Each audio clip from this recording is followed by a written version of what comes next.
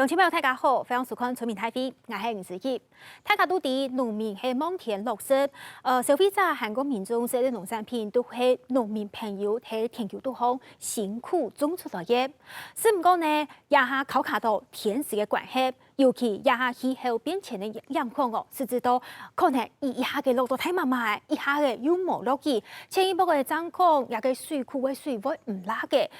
结果。下一步嘅又落到暗度，韓國呢講到南部嘅水庫，尤其係整文水庫嘅噸水量勁增加嘅，也其實呢係大家想唔到嘅氣候變化、氣候變遷影響動態。故所看中嘅呢農業片場，其實呢農作物下下都係以水韓國天時影響來成長。故所講天時嘅變化，其實係由暗度年來農民千頭納同嘅一部分，有當到位老港中，你都知道講，我嘅老經驗種出嘅東西，真係一定真咩？是唔過也嘅天時同年菜真見有動態嘅變化嘅。今日嘅村民台飛節目，我會針對一下天時變化暗唔正常，期待天時下嘅農業應用嘅發展。韓國呢，一下公部門同民嘅單位簽到嘅哪條方法嚟同農民傾訴？今日嘅有請鄉親聽聽向下嚟關心，馬上為大家收記今日嘅參加嘅來賓。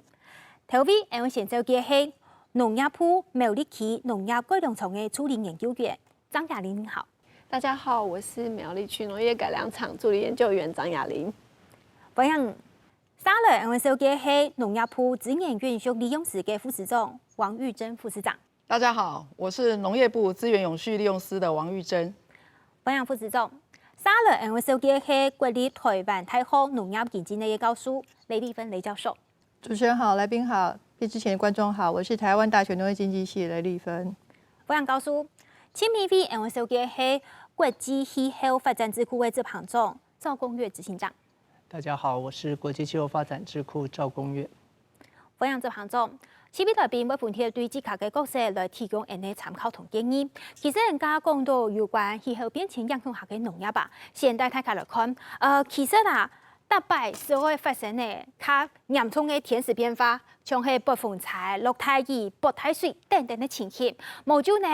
以下嘅落到太麻麻嘅，韓國呢，一天嘅過後又天天出熱球，其實也就會影響到人哋農作物嘅成長。故此我哋看到，一般嘅講到有關農業損失嘅新聞有哪條，講到嘅部分係乜嘅？像係今年5月嘅時節。其實4月咧係人哋葡萄嘅開發嘅時節，唔過讀到落去，故所講大蘭有很多生葡萄嘅在一起，乜嘅生葡萄就係葡萄貴出嚟太細粒都有，造成一種在一起。再過來看到2月咧加起來，有4個係有關人哋農業嘅損失來看，睇屏東嘅綠竹筍其他家主要就係認證產量唔拉，將會有安尼加事問題。再過來就係台中嘅減美啊，有落個嘅情形。也係咪同落雨有關？再過來就係天時唔正常，使至到人哋土氣所百香果，佢哋搞法嘅時節，搞法都唔係好。故作講農業造成損失，韓國家嘅量係少睇一半。再過來就係人講人哋4天啊，前個用到水，故所講呢係講水唔拉時節，人看到台東嘅重要嘅稻米生產區，池上關山路亞，聽講人哋反工嘅愛連橋，也就係認證呢農水署係呼籲講，睇水準密切嘅農民朋友去做條件，就會認認可能水不用唔拉前期。故所講人講到一道農作物嘅生產啊，下下都係意思人哋天時限過水。故所講係個唔正常嘅天時變化時節，會對農作物造成哪條影響？先嚟看利益嘅利益。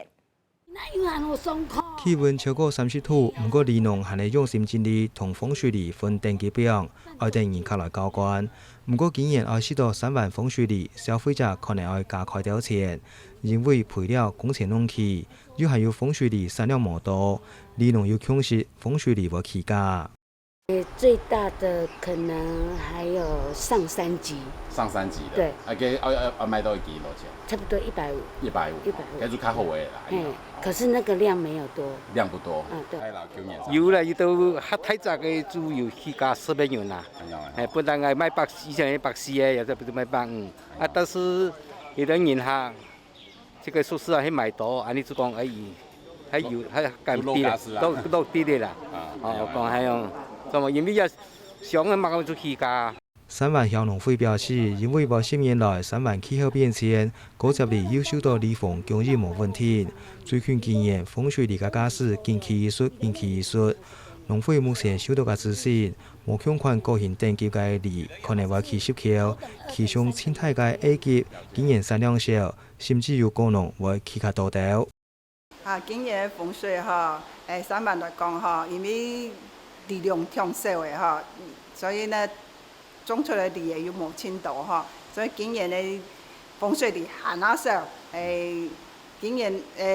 价钱来讲应该就会有。还要提高到的安样因为量挺少的一厘难求今年差不多湿量到水月量的已经差不多就100到130安样的其他水月量以上的就差不多就150元。三湾乡农会表示，离农土天时清寒嘅时节接力，正热嘅时节采收，每日风水里又甜又多水嘅好姊妹，拢系农民辛苦换来嘅。农会也为期盼风水里评鉴，还有太理节，天受农民行销。当然，公部门同民众、韩国农民听行销农作物係一種方式，只唔過呢行銷之前，大家更加關心嘅係今年生產嘅東西咁有品質好，有豐收冇，也其實都係農民關心嘅。故就講，其實一按多年嘅公部門咩見睇掌握定、抓住定呢規個天時嘅變化，只唔過呢天時一件事情啊，係需要規個大環境，大家共下來討論呢。故就講一開始，我先請教係副市長。副市長，我請教一下好。其實人看到一新聞啊，按多都係有關呢農業嘅損失啊。佢請教下，其他人呢一個新成立一個部分哦，農業部睇成立一個事，其實就係希望針對氣候變遷來做呢個事情。跟住同大家講，一下政府都會情形乜嘅？因為大家也知道，就是說農業都是看天吃飯，對，所以它其實對於那個天氣啊的受到天氣的影響，其實是真的是非常的敏感。那我們最近幾年，我們也發現有沒有？因為整個氣候變異啊，包括就是說，颱風來的次數也少了，然後再來的話，就是說，現在的高溫啊、豪雨有沒有？那個都是非常極端型的，甚至是乾旱哦。那所以說，面對這樣子的一個氣候變異的話，那事實上就是說，那個農業部門的話，在思考就是說，怎麼樣有沒有去減緩這樣子的一個變異哦，做一些調適措施。然後那個減少農民的損失哦，我想就是說，除了就是說在這個組織，就是說在對應就是說這個組織單位以外，那我們其實呢，在這幾年在氣候變遷的那個調適策略裡面，其實也提出了幾個政策的方向。那在組織的部分的話，對應的就是我們在那個前年大家也知道，就是說109年的時候，那其實那個因為整個 IPCC 的 AR6的報告啊，引發全球性有沒有？大家重視那個氣候變遷的議題，所以我們就率先有沒有就成立了一個那個氣候變遷的調適跟淨零排放的一個專案辦公室哦。那8月1號以後呢，這個專案辦公室的話，就是正式成為農業部的一個氣候治理科。我們成立一個資源永續利用司，那也將這個專案辦公室，然後把它轉正為氣候治理科。那目的的話，其實就是在因應剛剛提到，就是說整個氣候變異啊，從組織改造來做這樣。對對對，從組織改造來做一個因應。那當然，剛剛提到就是說政策措施的部分有沒有？包括我們長期以來這幾年有沒有投入在一些農業技術的栽培或是那個作物啊，對，抗逆境作物啊，等等的，甚至我們也考慮到就是說整個氣候變異的話，它其實影響的是區域性，就是你過去的話有沒有？我們會發現有一些，其實台灣真的是寶島。它的物產，那個包括果樹有沒有？就有經濟作物就有30餘種。在我們的客莊地區的話，其實包括剛剛提到有葡萄啦，有高階梨啊、柿子啊等等，非常非常的多樣啊。所以面對這樣子的一個多樣的一個農產物啊，我們也在思考，就是說怎麼樣有沒有讓它能夠因應氣候變遷。除了技術栽培以外，然後再來就是一些抗逆境的品種，以及就是說考慮到就是說它整個氣候變異會把產區整個有沒有可能從平地慢慢的往那個山坡地啊，往高山有沒有去移動？那整个区域性的一个调试策略要怎么去做的话，我想在农业部门的话都有做这样子的一个配套，会陆续的提出来。其实大部分除这改措以外呢，真正我去了解讲，也各个蔬菜针对农产品、韩国农作物的特性来去做分期的了解。韩国呢也当中可能还会其实相关的研究单位来做这个研究，无论是对品种的改良，也係講撒下來應用嚟做各種嘅改進、改善等等呢，也都係撒下來好好嚟做到嘅部分。總共就係也就係需要行下到嘅農業人才、資訊人才好好嚟做一件事情。故作講呢，係講對人才嘅培育，我就會強調係提教育現場嘅旅行上。李教授請教一下，其實人都提到講氣候變遷，無就也係人哋講氣候係唔正常嘅事情。其實係近來見數到人哋天時嘅變化，大家見來見有感覺啦。農民非常的有感，喺教育現場上，人哋教好係咪會聽到人哋一種氣候變遷、氣候變遷有動態嘅改變同進步？我想農委會在這次改組變成農業部的這個過程裡面，哈，剛剛市長已經很清楚講，把這個資源永續利用的話呢，把它變成是一個最重要新成立的一個這個部會哈。一個單位。那在我們學校教書的這個部分的話，當我們在提到農業的發展的這個部分，我們一定會去強調氣候變遷的這個影響，因為氣候變遷對我們的影響的話，其實我們剛剛已經看到產量的減少，甚至品質的這個下降的，這個都是很重要的一個問題，不但影響了農民的收入，也影響到我們的糧食安全。所以當我們在學校教書的這個部分的話，農經系當然不是強調技術的這個研發哈，但是我們還是會跟同學講要去關注這樣的一個議題，其中特別在資源，像水資源，好，前一陣子缺水的這個部分，然後這個災害越來越嚴重的這個部分，那這裡面的話呢，基本上我們要去因應的包括這個資源的充分利用的一個部分，永續利用，然後災害我們怎麼樣防治，好，包括等一下或許我們會討論到的農業保險的這個部分，怎麼樣來穩定農民的收入？我想農經系的話呢，本來就是站在一個這個政策規劃發展的這個部分，在人才培養，事實上我們很早就已經把氣候變遷對農業的這個影響的議題的話呢，已經把融入在我們的課程裡面。其實喺教育現場能看到，也見來見到後生人，傑出嚟過後，冇一定係做工種。故所講係講，邱教授講嘅，呢農業經濟呢，佢考察到位就係，我了解到位就係，也係農業對經濟對規個大環境嘅影響，唔係真正係工種人嘅部分，還有更多部分係需要大家強下來實忙嘅部分。故所講，順聽教授講到嘅話，有關政策嘅部分，我要請教下這彭總。這彭總，也就位智庫啊，其實唔該有同我講，係做動到政策嘅無論係提供一啲嘅資料，也提供一啲嘅觀點。其實也按多年來，也就智庫主要係提做乜嘅事情？韓國對氣候變遷之下，智庫做提供哪條天數？好，我想回到政策的面向，其實我們要理解氣候議題對於農業它的影響，事實上本來就存在，因為農業本來就靠天吃飯。那過去農民習慣的，譬如說什麼時間該耕種，什麼時間該收成，然後他預期可能有很多的這個獲利等等，他大概有一定的經驗。可是氣候變遷帶來的狀態是，它的極端值增加了，它的風險性變高了。所以當我們在推相關的因應，就是剛剛我想前面兩位特別談到調適的作為的時候，有兩個面向必須要處理。第一個就是我們怎麼樣能夠隨時更新氣候的資訊，讓農民可以因應。那樣的概念，我們把它稱之為氣候服務 （climate service）。所以事實上，在過去幾年，智庫跟氣象局，現在接下來在9月15號要改制成中央氣象署，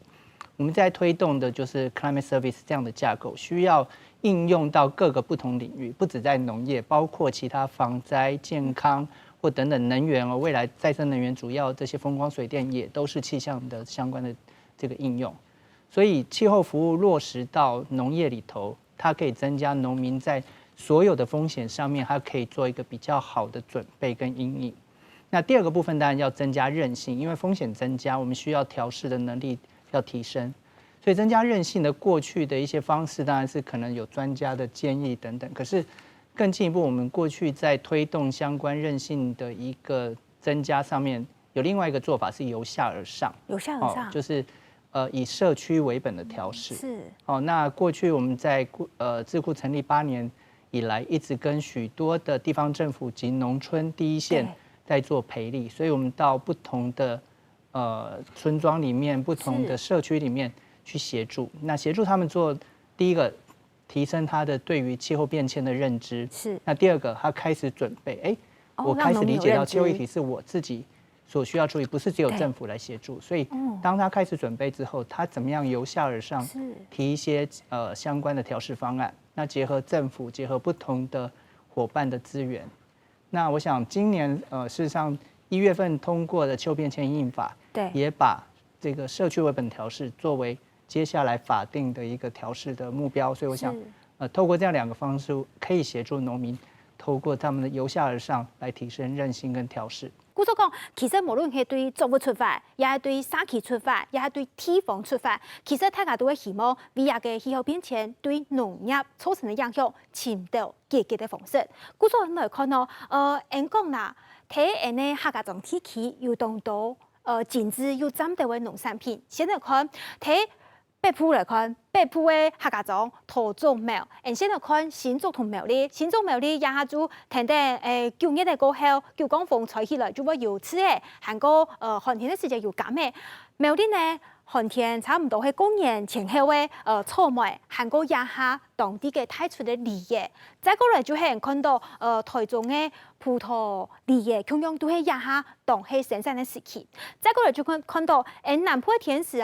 同北部。有較無同樣係較熱的蔬菜，故所講像係夾嘅토마토啊、香瓜啊作為，也其實都係啲農產品分布喺客家種嘅部分。唔過向前有看到冇，一棟到位農產品其實佢都係高經濟價值嘅作物。故所講係講獨到嘅天時唔正常、氣候嘅影響，農民接受都出冇本錢，本錢都到反數同嘅時節。做冇本錢，大家都會動手運用嘅時，故所講研究員請教一下，你實際睇客家種斧頭一個農民，你看到一按多年來農民佢也都實際讀到嘅天時影響對農作物嘅影響，做得相對理嘅來看冇，有哪度冇共用嘅素材？水梨的部分的話，它這幾年的整個品種的變化，產生了很多不一樣的有趣的現象哈。那包含了。我們以前最早開始的話，可能是風水、星星這些梨哈。那接下來，因為有大家可能比較熟知的寶島甘露之後，那整個產區的面向也不一樣了。因為寶島甘露梨是大家很喜歡的一個特性水果，包含了口感細緻、糖度高，然後水分多，所以產地的話，現在因應消費者需求，它也會相對的去改種這些消費者喜愛的。品種，那有比較會遇到問題的話，可能就會變成說，那當它遇到氣候變異的情況之下，那它很容易就會有所謂的群體性的一個災害出現，因為大家都改種了甘露了。那像今年的話，今年在產地就會發現說，我們原本以為在6月份乾旱，那怎麼辦？對，那可是沒想到。過了梅雨季之後，現在很颱風啦，或者是午後的雷陣雨，這一些極端的氣候產生的情況之下，導致今年的梨的品質上來說，會相較於其他像往年沒有像往年來的這麼的好，這樣子。對，那這是在產地很直接可以感受到的一個現象。因為家前面都有講到，農民的經驗係佢到希望講做嚟拿來做佢到耕種嘅一個經濟，佢下下嘅農民的老經驗用喺人嘅農業現場係用得到係。比較沒有這麼像以前這麼順利了，因為現在可以看到，就是極端氣候的發生，它可能是突然來的，你沒有心理準備之下，比方說冬季的乾旱。那農民絕對不會想到說今年的冬季是乾旱，那對，所以梨接上去了，反而開花開得不好，結果結得不好。對，這是農民以往可能沒有感受，因為我們以前春天的時候是下雨的，可是現在變成春天不下雨了，那我們要等到梅雨季節才有雨。好，所以如果你沒有一個防範措施的話，你可能在那一段時間沒有水可以用的，大家要搶水。是對，可能就是你沒有辦法再像以前，好，我嫁接後可能180天、200天去採收，這個已經沒有辦法了，因為現在會突然的大太陽，突然的下雨，你這樣子如果直接算天數的話，你可能就會發現你的水梨的品質已經超過了，就是已经腐烂掉在袋子里面了，所以已经不能用以前的方法再去做相同的耕作模式这样子。可能大家消费者可能食过也就水果，但是大家敢有想过睇生产的时间，农民佢本身就有一个经验，是唔过呢一个经验係講有改變嘅，家都有法度睇呢到時代改變冇。其實也就係無論係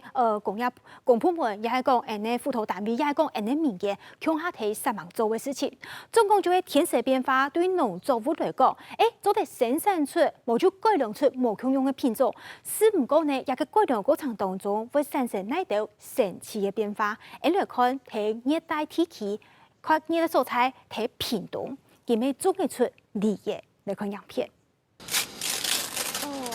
拆開水果拖胎，一粒粒圓圓嘅果汁喺露台面前，也係農業漢文化可持家嘅昂面性質。前後經過幾下年嘅次種失敗，讓本年本台個人替代生產嘅水梨，也做得到屏東平原開發結果。我一定要想辦法把它種出來。我今天種不出來，明年還是一樣要再加強，也去研究，給它種出來。因為屏東炎熱嘅氣候，會造成梨嘅樹嘅葉嘅走黃，故所漢文化路將體內長年保持濕潤，以降低高溫對果樹嘅影響。同時為了提高水梨嘅品質，宜灣斥責用木腔品類進行加接，最後選擇接到肉質幼嫩嘅甘露品種。它比較水分比較多，肉質比較細。它吃到中間的時候，那個心，它還是一樣甜甜的。漢文化在10年前開始試種果山梨，而家所種嘅100頭梨樹路穩定生產，明年在7、8月間開始摘，它用5年嘅時間都全部摘下來。多年來一直種唔富賣，該到消費者買唔到，也只好再等明年嘅花期。本單了解到梨嘅係總體中北部地區嘅山區哦，冇想到睇屏東也有，也算嚟講係氣候變遷帶來嘅好，也係講係壞。來請教下研究員。我先解釋一下高階梨這個做法的話，它是先滿足了它的花的低溫需求。當你滿足之後，再從高山或者是高緯度，像日本、大陸這些地方進來台灣，或從梨山下來平地，所以它已經滿足它想要的一個低溫需求了。所以你今天在不管是在北部、中部，甚至南部種，它都 OK。可是是在於說，重點是，它有沒有辦法在這個生產的過程當中去排除它的氣候的條件？比方像剛才那個 VCR 看到的，它在南部種，可是在南部種的話，它會首先面臨到的就是高溫。對，那梨在高溫期下，其實它很容易有所謂的生理障礙發生，所以說。農民像剛才那一位農民就說，他要去克服很多，比如說他就澆水啦，或者是種很多不同的品種，去避免掉氣候障礙的這個發生，這樣子。所以他這個方法也是克服了所謂的區域限制的一個很好的方法。但是如果我們再個轉來看，其實具體按熱嘅蔬菜中，你必須係隱隱講，沙下來係講天時溫度變來變高嘅時節，其實睇中部北部種梨嘅農民沒有安尼嘅警覺性存在，係冇？對你就是必須要知道說，你今天你的條件。氣候條件是什麼？那你有沒有相對應的方法？比方說，像今天高溫情況之下，你有沒有自動可以去啟動你的環境設施降溫的方法來去做因應？當你沒有的話，那你就只能遭受到氣候的一些影響，這樣子。對，所以現在慢慢的很多農民他也有一些警覺性了，那去導入一些設施在做這一塊防範，這樣子。農民要有警覺，其實農業環境同原產無共用嘅。除咗意思，也看到一般接觸到嘅資訊，用數據嘅監測，無就儀器嘅監測，也係講天時資訊，睇用路也係講各個平台知道過後，農民自家要去了解。不過呢，睇實際啊，就監測嘅過程當中，如果那條數據係得人來看嘅我想請教一下執行長，這項中也嘅智庫唔敢講要。氣象團隊睇做相關的氣候監測，跟睇也就睇按當年的氣候監測下，發現到也就氣候嘅變化、溫度嘅變化個個大，實際對無論客家種也講採地嘅農產品嘅生產，實際嘅影響係睇哪，也就只可以分析係乜嘅。好，我想其实台湾是一个在整个气候变迁的影响上非常明显的一个地方哦。举个例来讲，大概过去台湾的整体的温度上升的平均温度大概跟国际趋势一致，可是我们在平地的增温已经到1.6度、1.7度左右，然后我们的等温线往北，这过去100年来往北移了1个纬度，所以它会造成很多刚刚原来特别讲说像这种就是温带的水果啦，或者是有一些水果它本来有的环境它已经改变了，当然对农民来讲，他在做相关的气候上面的调试就困难很多。所以举个例来讲，它反映在实际的状况就是我们农损增加了。过去大概每一年的农损大概100亿左右，那过去25年大概平均107亿，可是近15年大概将近到123亿，然后近5年达到135亿。就你可以很明显感受到，在过去这一段时间，因为它的可能包括过去刚刚提到经验上面无法再适用，或者是极端的这个值增加之后，举个例来讲，其实我们刚刚经过全世界的高温，上个月事实上是全球高温纪录，然后过去的8年是全世界历史上最高温的8年，所以这些经验反映在实际的农损的状态上，所以我想很重要的就回到我们刚刚前面谈气候服务。气候服务的概念，就 climate service 这个概念是让农民如果他可以滚动式的去了解到接下来面对到，譬如说去年我们就预料到今年会是圣婴年，而且是个很强的圣婴年，所以整个高温会一直破纪录。那这样子，农民在做相对于的这样的农作物的规划，他就可以做一些比较好的调配。这行中讲到的动重要的事情，其实沿下哈呢，无论係沿的资料的統計，亦係講沿對規個氣候的狀況，其實都有當嚴峻的一條數據分析做得去了解。故說講農民聽出去接觸一條數據方嘅提供嘅參考，也就係講安尼回歸到你自家睇種出的時節，將會真正確保也個順勢，也講速度嘅上開唔會安泰，也就係講其實沿的規個統盤呢。農業吧，面對氣候變遷的時節，我有同到嘅應對措施。除咗呢，人家講到嘅相關嘅資訊嘅統計，再過來人家講到嘅科技嘅整合嘅當重要，含個氣象監測，再過來就係有關水資源安怎運用，咩係當重要嘅事情。以下嘅模擬，以下又要到按代去，其實水以下嘅多同少，其實對農作物嘅影響都係有嘅。再過來就係以下大家。得得來好好思考嘅就係亞嘅農地資源嘅利用同管理啊，因應亞氣候變遷、氣候變化，韓國呢耕種人口嘅增加也減少，其實大家都會好好嚟統盤嘅了解。再過來就係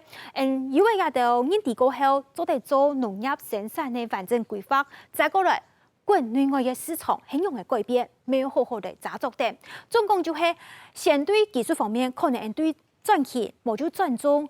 其他嘅作物做得嚟改善，唔過規個方向應對措施還係一地都做唔得改變呢。故所講，也偏愛請教李教授，睇了解嘅時節有按到嘅統盤嘅需要嚟應對啊，唔過針對係講啲農地嘅利用，也係講轉型一個部分，有乜觀點要提供大家？我想我們現在最重要的哈，應該是在水資源哈，因為台灣本來就是一個水資源比較相對匱乏的一個地區嘛哈，所以我個人其實蠻擔心的是水資源運用的這個部分哈。然後第二個在農地管理的這個部分的話呢，就這個剛剛執行長說到的整個氣候變遷的一個影響的話，可能我們原來的可耕地的這個區位都會改變哈，可能慢慢的從平地移到山地去哈，所以。這些土地的一個資源的一個改變的話呢，應該怎麼樣子來做最適的一個生產，包括就是說去生產。剛剛那個農民我是很敬佩哈，可是我想那個真的不是一個很好的土地資源的使用的方式哈，因為我們的資源有限，那糧食安全對我們來講是一個很重要的一個議題哈，所以所有的土地應該怎麼樣去種最重要的一個糧食的話呢，我覺得在土地資源裡面是更重要的哈。然後在農民的生產經驗上面，我想氣候資料的一個監測，剛剛講的，可能过去的生产经验已经不适用了，他应该要新的农民应该要去学习怎么样子去把所有的这个气象资讯随时去 update， 随时去调整它的一个利用这个气象资料的话呢，来做它的生产的一个规划，我觉得这是很重要。另外，我想国外市场的变动这个地方对我们影响是很大，最主要是台湾有大概2/3的粮食是进口的，就热量来计算的话，所以国外的这个粮食就是气候变迁不会只影响台湾，它其实全世界的一个影响。所以当国外的这些粮食生产，尤其是我们主要依赖的，譬如说黄小玉这些农作物的话，有做饲料，小麦又是我们的这个很重要的粮食这个热量来源的话。那当国外的这个缺粮的情况发生的话，它一定要影响到我们国内的一个价格，输入性通货膨胀的一个部分。所以国外市场监控的这个部分的话呢，我想真的不是监控台湾环境，应该是全世界环境我们都该监控的。反正来看啊，气候变迁真经系因为通盘来好好的考量，有当到的国外国际等等的时局情形发展，都会港中人啊，韩国人下来发展农业，要好好来思考，好好来规划同追踪的。故说讲，我哋公部门其实也都也下面。面对嘅韩国想出当道嘅政策办法，而同大家来夫妇提供一道民众韩国农民其实喺农业种植的时间，有很加到嘅改进方式。故说讲，气候智慧型嘅农业发展啊，係咪人家下农业部也好，也係人先前睇傳統農業相關政策嘅時間，都引起重視嘅呢？呢部分我請教副市長。那事實上，在農業部長期以來，因為關注這個議題，那也提出了很多的一些措施。那刚刚有提到，就是说，除了我们在栽培技术啦，抗逆境品种，或是因为因应整个那个未来啊，那个整个区位有没有位移啊，那都有采取一些措施以外，那在智慧型农业的这个部分，我觉得就是说，诚如大家刚刚有提到的，就是说，既然是气候的影响，那对于就是说这样子的一个农业气象的一个掌握啊，那怎么样就是说让可以达到就是说，农民可以事先有预警。那知道就是说，灾害啊，可能什么时候啊，大概就是一个预测，大概可以去掌握，就是说，灾害大概什么时候会发生哦。所以我们在建构农业的气象的资讯体系，其实也着力蛮多的。诚如刚刚那个智库赵执行长也提到，就是说，跟中央气象局的合作，我们这几年其实也跟气象局这边在设立所谓的那个农业气象站，那就是希望就是说提供给农民有没有更多的气象资讯？那在刚刚那个雷教授也提到，就是说水资源的部分确实非常的重要。那在水资源的那个运用的部分的话，其实这几年我们也在推那个所谓的智慧的灌溉系统，那就是希望就是说，面对有效利用，对，就是说，怎么样有没有让水的那个使用，农业用水的使用有没有更有效率？尤其刚刚提到就是说有没有？要不就是暴雨，要不就是干旱，所以这个其实对整个农民的收入的话影响很大哦。那再来就是说，我们也关注到，就是说，因为气候变异的话，它其实会造成有没有整个自然环境的一个改变。那最大的改变，我们发现就是说这几年呢，就是针对那个作物的病虫害啊，非常的多，而且有些那个病虫害啊，就我了解，就是说有些其实可能是在国外啊。比较会发生的，结果你会发现，就是说，这几年在国内也有了，对，也有了。那所以我们在那个就是说，针对那个病虫害的那个监测啊，对，或是预防，其实我们也推出了那个系统，一套系统。那其实这些的话，有很多其实是借由我们试验改良场所的一些专家有没有？对，他们去做一些研发，然后研究。那甚至有些有没有？有些技术它其实已经有。给民间有没有？就是说，已经有去技转，然后有去商品化，然后提供给我们农民使用了。所以在智慧型农业这部分的推动怎么样去强化这样子的一个作物的一个韧性啊？我想农业部门责无旁贷。就像刚刚副市长讲到的，迄讲因为讽刺偏虫害，可能大家清醒会想到的係农改场啊、农事所有的专家，是唔講呢？專家。畢竟佢作為研究過後，還要同家嘅研究出來嘅方法，韓國防治嘅方式提供俾大家。一個過程當中，其實就係需要全面共下嚟做到一件事情。喺個冇好好做到預防，可能就會產生人講嘅農業嘅損失。農業嘅損失，也係政府部門出嚟提供安尼嘅防治方式，其實已經因一个天灾造成的灾害，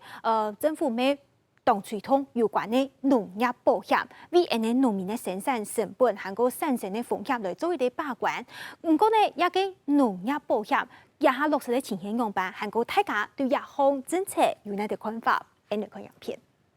3万年度日头當日，是唔過好天時，無代表水利一定有好舒適。3萬國家理財3年前每輪假日來報農業保險，由3萬農會嘅農事副討厭，聽訴農民拿農業保險，這對農民反映。以下農業保險分做參數型同連結型。參數型講嘅做係各項天災嘅數據、統計、標準數字、超過製作的理賠；而連結型做係政府來判理災害補助時節，保險就才能向下來賠。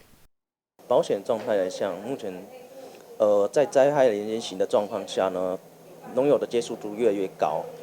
好，但在参数型的部分呢，可能是因为地理环境的问题，对我们这个保险的，数据对我们这边实在是不是太友善，好，因为是大数据的问题，所以我们这边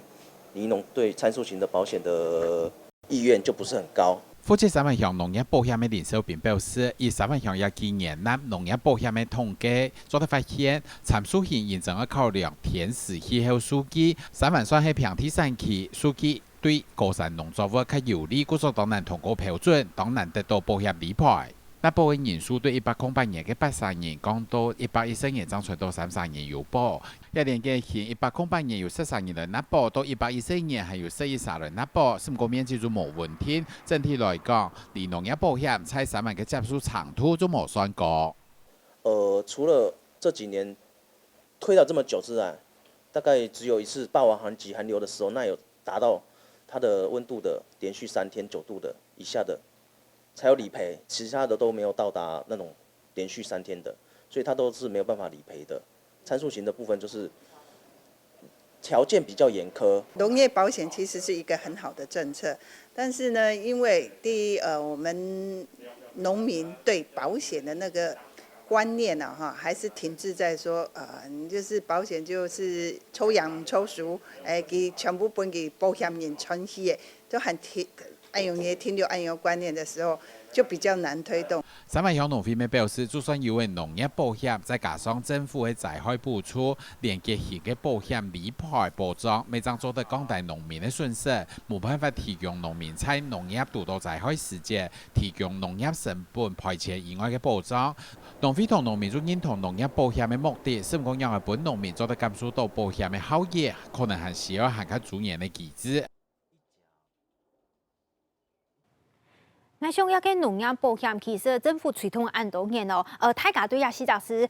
應該都有談過未有了解。是唔講呢？真正我去納保，也係講去投保，其實就係看農民佢自家有想愛冇。我用到一個農業保險，其實呢係讀到天災嘅時節，韓國有讀到平常開冇就市場上有地位生產嘅風險嘅時節，都做得用到一個農業保險來做理賠。唔過實際人家未看到睇苗栗3萬幾片，其實農民對一項農業保險係喺較保守嘅一個觀點，係喺需要大家好好來推動，因為呢大家對農業保險嘅認識可能係咩係喺啱唔了解。實際請教下研究嘅睇苗栗一片。正經參加農業保險的情形，就像兩片都方講到的安尼係。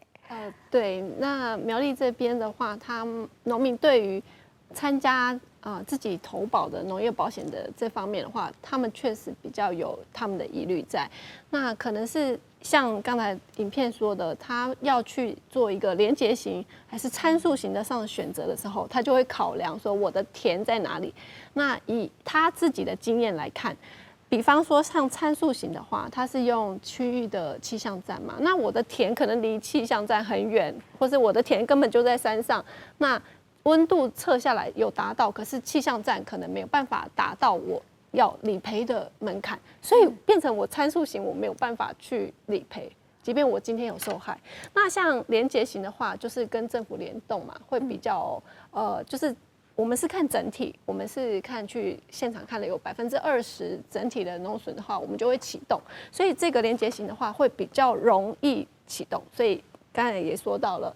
參加的農民比較多。可是現在農民會想說，我今天我自己要再從口袋拿出這一份的投保金額的時候，我就會考量我有没有真正后面有没有会回收的可能这样子。所以他们在思考之下，可能会觉得，那我就如果金额这么来的高的话，我就不如不要保这个保险算了这样子。所以这个部分的话，其实我觉得农民可能要换位的思考，就是说现在灾害发生的频率这么高了，对，那其实你跟老天爷有点在赌嘛，哈，所以其实你买的保险，其实就像人的保险，人身保险我都愿意付，对，可是我们也不希望发生什么事嘛。可是像农作物的保险也一样，那今天政府也有体恤到农民对金额这一块有他的疑虑，因为保险公司他在算金额的时候，他会考量很多的点才算出那一些金额。所以现在政府有在补助，我们政府有补助之外呢，县市政府也有在补助，所以其实农民可能在最后纳下来的金额，其实没有大家想象中的高。那我还是会鼓励农民，因为我们天然灾害能补助的金额真的不多哈，真的可能你1公顷才6万、9万、10万，可是如果你有加上这个保险的话，是额外的。对，那可以再去贴补你的损失，对，所以慢慢的我们还是很努力，希望可以倡导这个观念，去push这一块。好，故说农业保险，刚刚研究有设计讲到，以前个经验，韩国了解讲，睇苗栗这边呢是几个情形，故说要不要请教下副市长，因为个农业保险係全体嘅係呢，规个台嘛，相关的农民佢做得针对佢嘅，無論係作物咧，也係講佢想去保險嘅，內容去做投保，嘅人也係推廣嘅情形樣版，呢農業保險情形樣樣嘅咯。就是说，整个农业保险的推动啊，它确实就是说，可能农民有一些反应啦，因为基本上我们觉得就是说，农业保险，因为保险它其实是一个分散风险的概念，那我们也希望就是说，农民有没有可以去接受这样子的一个概念，有没有？那所以我们其实从大概106年，我们就开始有没有去办理所谓的农业保险，这样子把这样子的一个想法跟做法有没有？对，就是做一个示范。那等到就是说109年的时候，真正农业保险法其实它是有专法，它通过之后，我们更认为就是说应该要大力来做一个推广。那这个保险的部分的话，有没有？诚如刚刚有提到，就是说因为它的一个计算那个风险有没有？它其实大概要不就是用天气参数型，要不就是它有一些政策型的，从政策型那个保险的那个角度有没有去做一些评估？那事实上就是说，慢慢的啦，我觉得说农民的观念就好像就是说他们的那个栽种的习惯啦，那个都是要有没有日积月累，所以保险对，所以农业保险推动哦，从正式比方说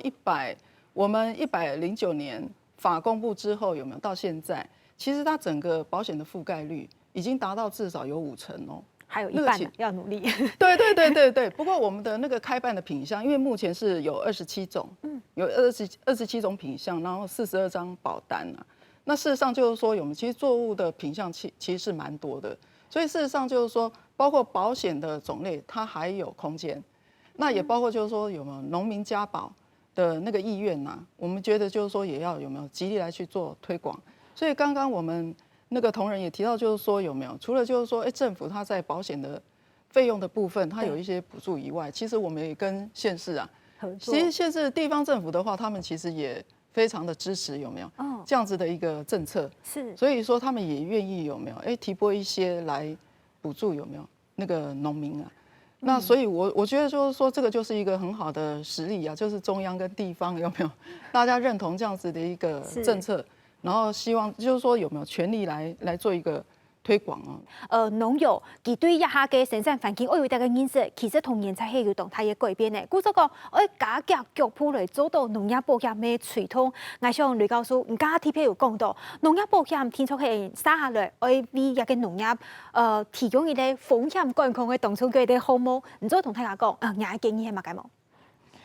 我想为什么这个推动农业保险很困难？最主要是因为天然灾害救助还是并行的哈。然后有一些项目的话，真的那个救助金额是很高的哈。虽然这个有一些项目被算到可能占了70%的这个生产成本哈，所以这是一个困难。然后实际上执行上面，因为台湾是一个地形比较狭小哈，所以风险是非常集中，而且这个风险是很复杂的。好像台风来了，它可能有风灾，它有水灾哈，所以这些的话呢，对保险公司来讲，其实真的是不赚钱。所以现在这些商业保险的话呢，真的是有佛心来的，好，愿意去推这样的保险。那我想另外一个对农民来讲很大的一个感受，他从来没有被理赔过的话，叫他先去掏钱，他一定是不愿意，因为他会觉得那笔钱是掉在水里面的，是没有，是一点效果都没有的哈。所以当然这个是整个教育上面的一个要去改变的一个想法。那我想对农民来讲的话呢，我们的保险的那个风险的保障，包括区域收入啊、区域收获量啊、气象参数啊、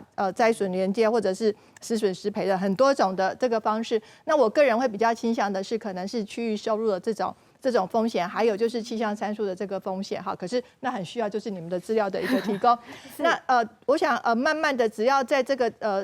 这个手续上面的那个方便性，还有他赔偿的金额，确实可以让农民觉得他的这个付出的保险金对他来讲，他可以得到很合理的理赔的话，我想这个观念是可以慢慢改变。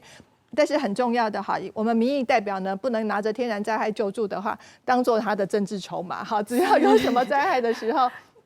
他就站出来，然后要把那个救助金额一直提高哈。我想这个应该这个农业问题就是归农业问题哈，这个政治问题的话就不应该进来哈。所以比较重要的还是在理赔的这个部分，可以让包括像刚刚农民讲的说那个气象参数对他们不是有很大的帮助，我觉得这个可能都是在技术上面要去做改变，才能够让农民真的接受农业保险。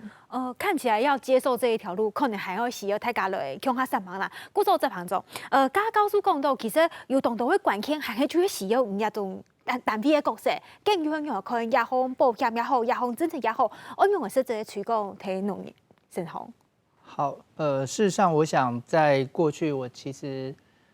記得10幾年前，當時在推相關的這個亞太區一些合作機制的時候，其實就已經有國際再保公司來找我們。來談說是不是有可能建立相關的農業保險或者其他有關於氣候變遷保險的機制。那我覺得對農民來講，他們應該要理解，就是說事實上傳統這種保險，大家覺得是不是我錢就付出去又不知道回不回來的機制，轉化到我們現在面對氣候變遷，其實它是透過一些剛剛我想司長特別談風險分攤的概念，然後來在我們真的萬一面對到實際災害衝擊上面的時候，我可以很快的回到我正常生活，也就是韌性這一塊的一個基本的一個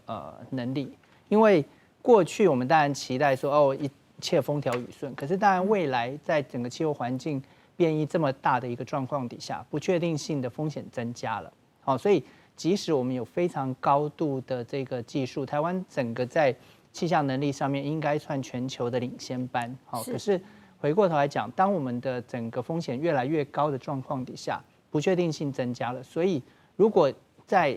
實際可能面對到還是有一些災害衝擊的時候，保險的機制在於它不是說讓我賺錢，而是在我遭受衝擊之後，很快的我有一點點的基金可以讓我們再站起來。我想這個概念是很重要，我想過去當我們在推全球的這個機制，我們會發現在亞太地區，特別在台灣，其實相對應這種保險的這個大家會願意接受的這個比例相對比較低。所以我想在未來當然會需要能夠透過各種不同的政策宣導，或者是培力的過程，讓農民針對這樣的一個機制能夠去做了解。那當然更重要，其實回到剛剛講，就是怎麼樣去讓氣候的資訊能夠實際來協助農民，讓他們在風險上面能夠做管控。故所講，其實也農業生產唔係從人員採用嘅，卡定腳頭去填空做勢就好嘅。其實也有動到嘅，無論係濕土、難用嘅條件，韓國呢，誒溫度等等呢，都需要大家共下來關心同注意。現在按呢張做到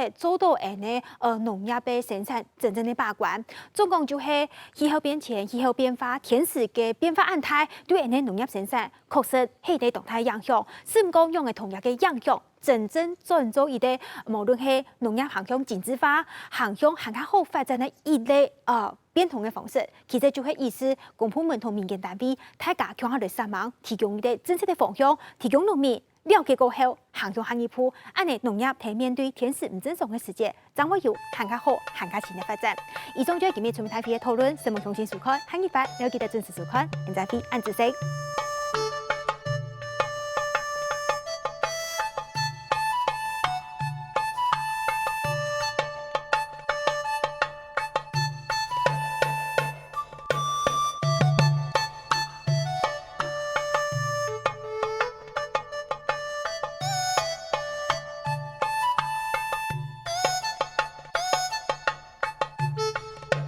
了。